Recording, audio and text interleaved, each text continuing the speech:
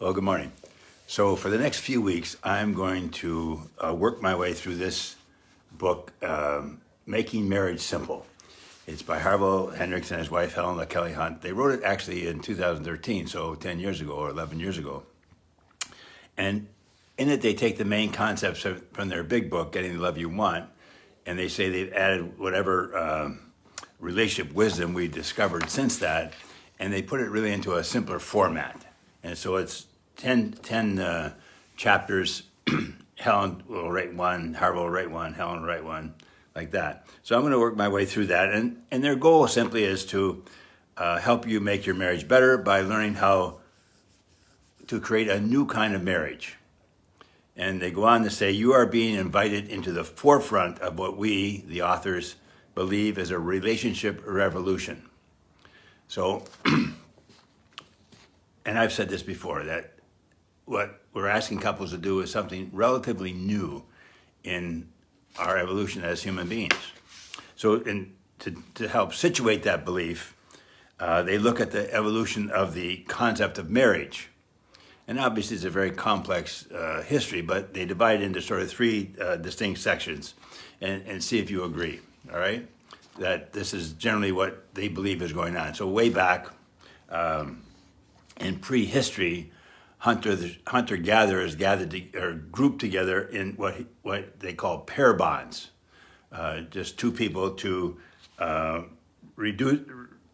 to share food and shelter, but basically to reduce the risk of extinction. So you paired together, and then it was, as they say, around 11,000 years ago, hunter-gatherers began to settle down, becoming farmers. And then marriage became an arrangement created to protect the stuff one already had and hopefully better positioning one to acquire even more.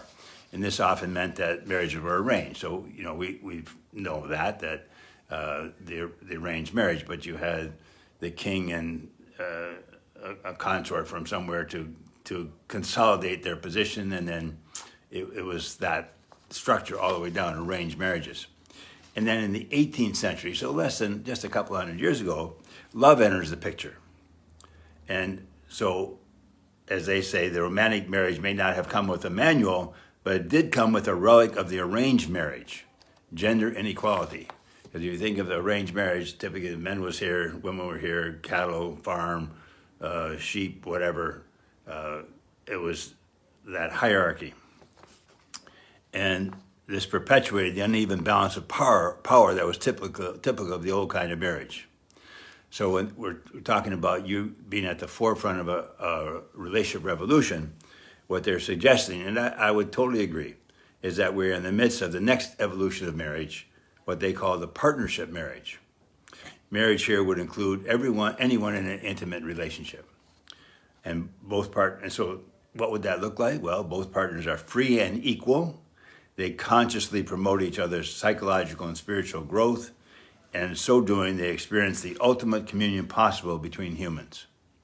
So you can see that what they're looking at is the evolution, but we still have relics of that gender inequality, and that's really what they're looking at today.